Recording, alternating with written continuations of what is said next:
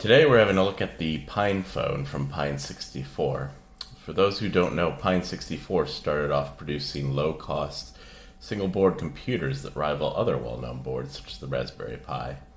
They have since gone on to create the PinePhone that we'll look at in this video, and they've also produced a notebook, a smartwatch, and also a tablet. This version of the PinePhone is called Braveheart because it is intended for developers and early adopters. It has no operating system due to all compatible OSs still being developed, which means we will need to install one, which we'll go over in the video. So if you're looking for a fully developed product, it may be better for you to wait later in the year when the final version is released. To name a few specs, it has an all-winner A64 chip, 2 gigabytes of RAM, 16 gigabytes of internal storage with an SD slot that can extend up to 2 terabytes. There is a 5 megapixel back camera and a 2 megapixel front camera, and it has a headphone jack. Full specs can be found on the Pine64 wiki, which will be linked in the description. And with that being said, let's open the box and check out the phone.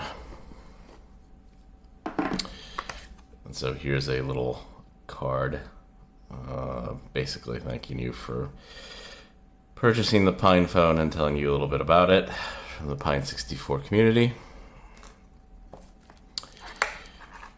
And so it comes in a bag here.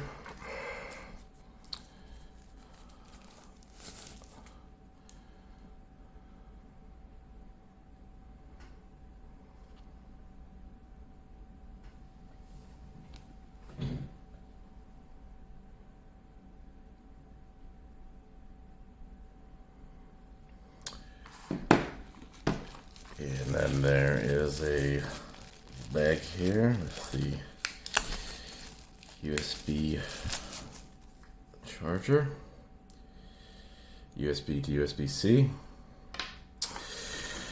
Right, so before we install an OS on here, I'm going to charge up this phone, but before we start charging it, I'm going to take off a couple of these stickers. There's one here on the front.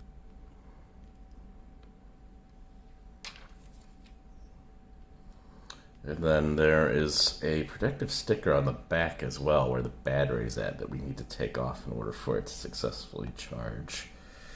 So let's see if we can pry this open.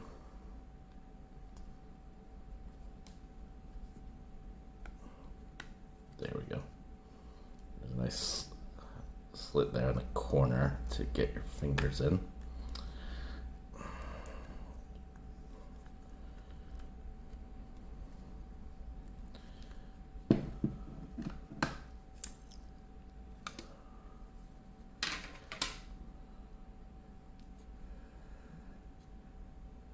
Right, so we're going to take out the battery here.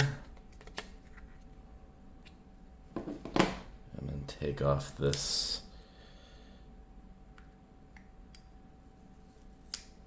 little sticker here. Should be noted as well, this is where the slot is for your SIM card, which I'll add in at a later point. And here are the hardware kill switches as well for your phone. You probably need a little tool to tweak these. There's no actual connecting switches on the side of the phone that you can conveniently turn on and off, so you always have to take off the back cover and adjust these if you want to use these. And it has a little guide here as well that says what each switch is for. I'm just going to leave those all as they are for the time being. The battery back in.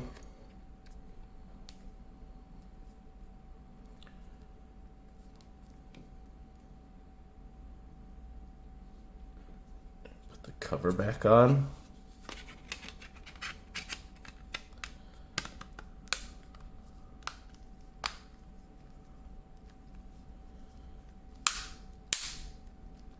Make sure that's tight on there.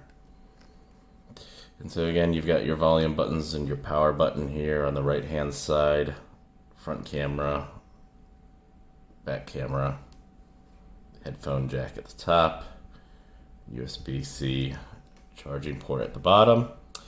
So while that's charging, we will move over to the desktop and start putting an OS on an SD card so that we can then install that OS on the PinePhone. So moving over to the desktop now. Okay, so now we're moving over to the desktop here, and we're going to go to the wiki page from Pine64, which you can see here, and I will also put it in the video description. On the table of contents for the wiki page, we want to go to operating systems.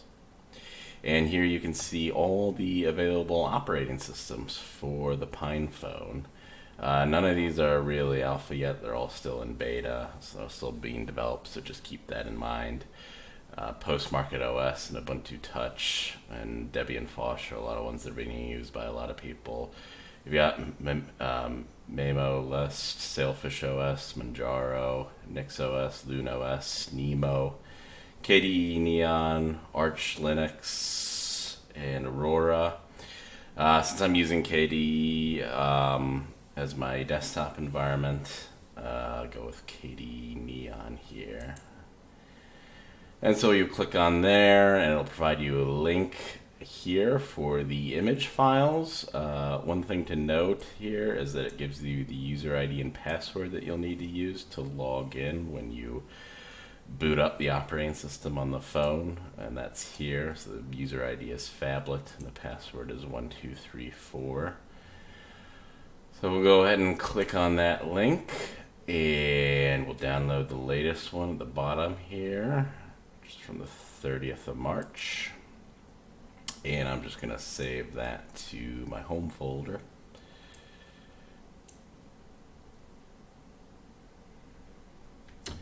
And while that's downloading, we're going to bring up some software to write the image file to an SD card.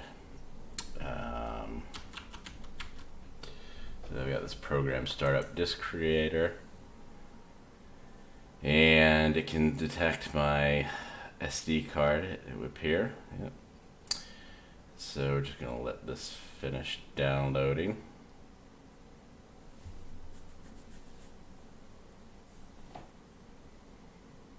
Okay, now that that's finished downloading, go back to here to our Make Startup Disk program and click on Other.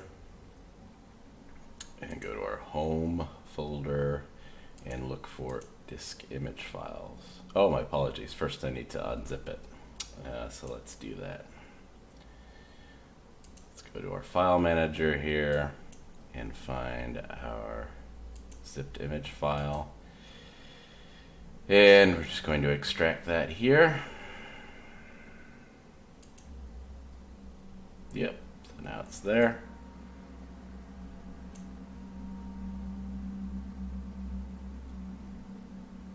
Wait for Arc to finish extracting it.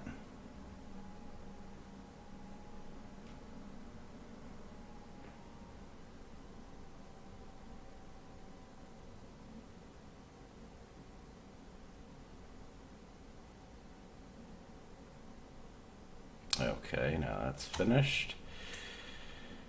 Now our image file shows up here, and we'll select Open. Yep, so now we've got that selected to be stored on the SD card. Click on Make Startup Disk. Just asking you to confirm because all the data on it will be erased. Click Yes. Put in my password. And click OK. And now it'll start to write the disk image to the SD card. So we'll let that finish through, and once that's done, we'll pull that SD card out of the computer and put it back into the PinePhone and boot it up, and we will see how it goes and have a play around with it. So I'll let this finish, and then we will now go back to the PinePhone. Okay, so now we're back here to our PinePhone. I've already opened up the case and inserted the SD card into the phone. So now all we need to do is just press the power button and see if it boots up or not. So let's give it a whirl.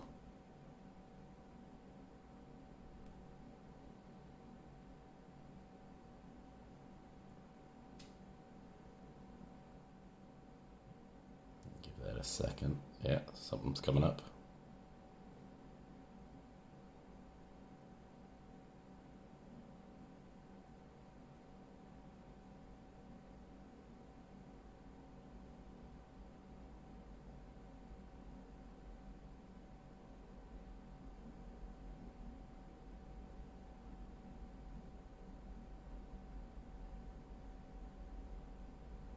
Yeah, there we go.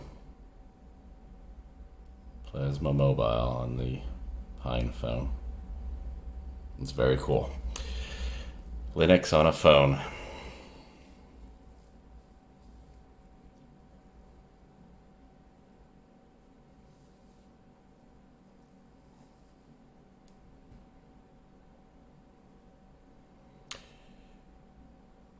Right, so it's booted up here.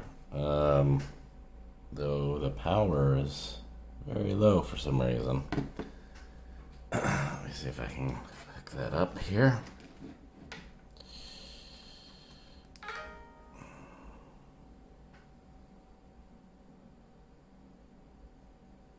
Okay, I think it's charging. So, you got your sort of desktop here. You got phone, Anglefish, which is your browser, and Calendary, which is a calendar app. If you swipe up from the top here, you've got some other apps here, including your console, Discover, which is for installing applications and running updates, your settings, Kitty, Connect, etc. First, if you scroll up to the top, you've got your notifications here, and then you've got options for adjusting the brightness. You've got options for location, battery, whether or not to use mobile data, Wi-Fi, etc. So let's see if I can connect to my Wi-Fi here.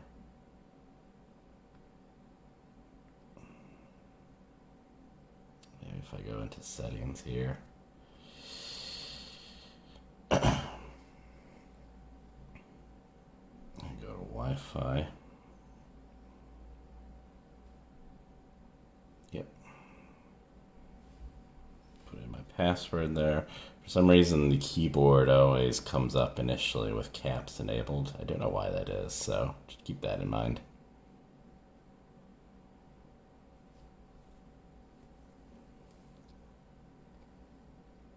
Okay, so now I'm connected to Wi-Fi.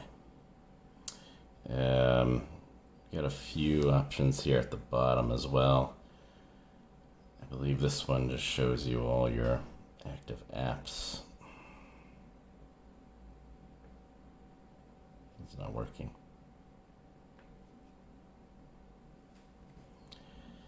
As you can see, this is a little bit sluggish because it's still in beta. Still a lot of things to work out. Let's see.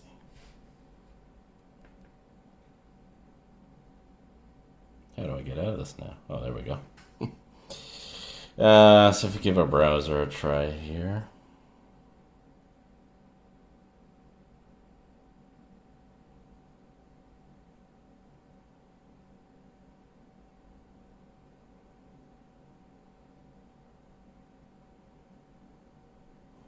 Loads up with DuckDuckGo. Yeah, let's go to the Free Software Foundation page.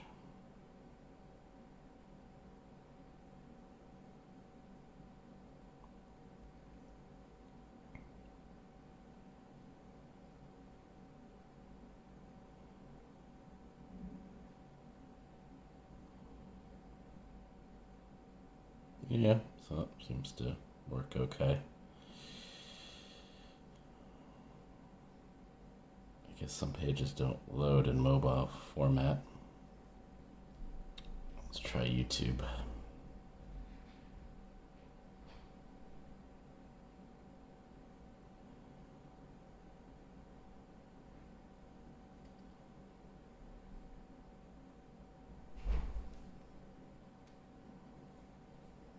Okay.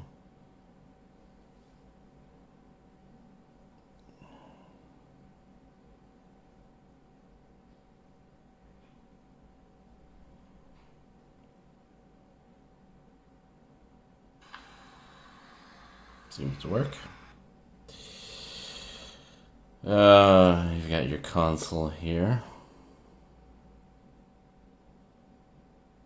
Let's see if we can install anything via the console. Sudo apt install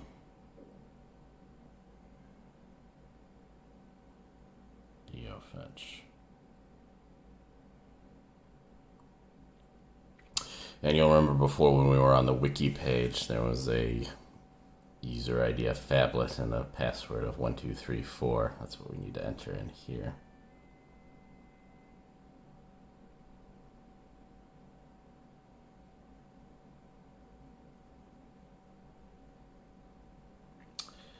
It helps if I spell correctly the command.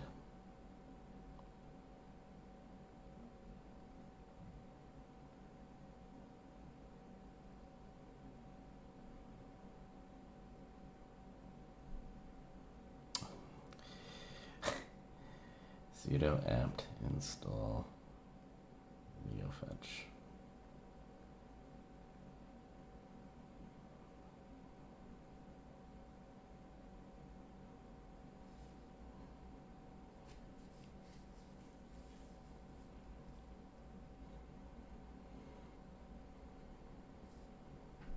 Okay.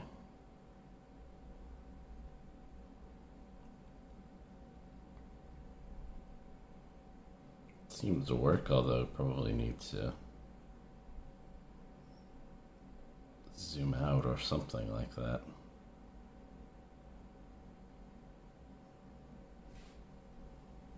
To see that.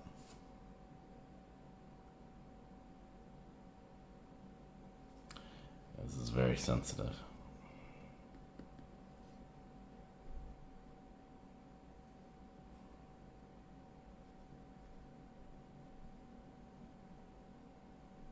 Yeah, there we go.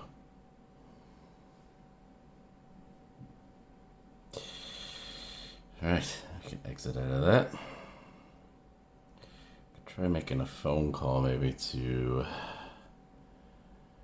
top up number for 3 mobile.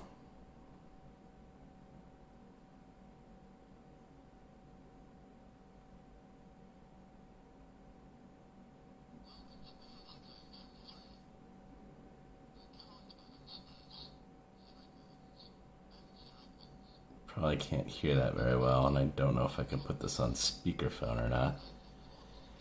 But it's not coming through very well, probably because there's only 20%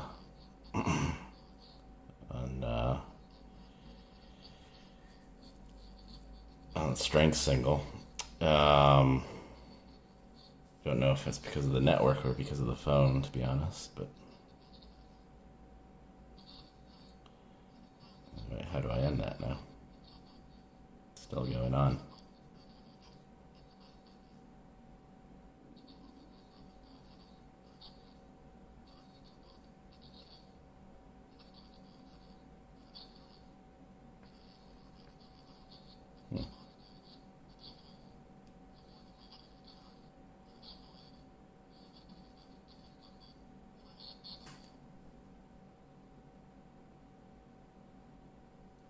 See if the flashlight works. It does not.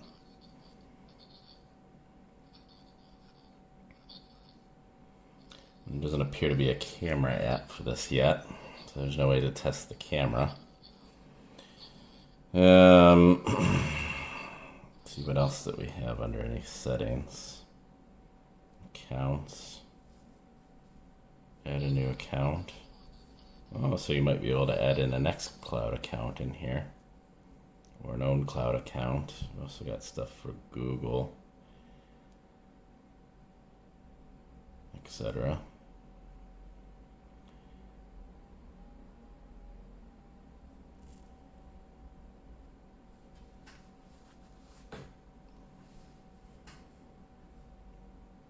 I didn't ask to do that though. Settings to allow data roaming, etc. Appearance. Ah, very cool. Very nice.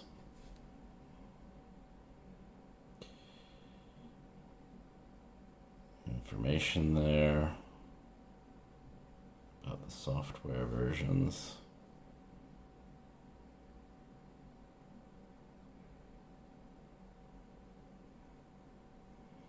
Set time and date, etc. Some typical things you'd expect. Yeah, so that's it so far. Pretty limited so far. And the performance isn't great, but as I said, this is still in development, so that's why people who are testers or developers or people who are just die-hard Linux enthusiasts should bother with this phone at this point. Otherwise, just wait until the software gets developed a bit more and the normal user version of the phone comes out. So let me know what you guys think. If you have any other things you want me to explore about this phone, any questions that you want answering that I can try and help with, just let me know in a comment on the video, and let me know if you liked it or if you disliked it, and if you disliked it, why, and hopefully I'll see you again. Thanks. Bye.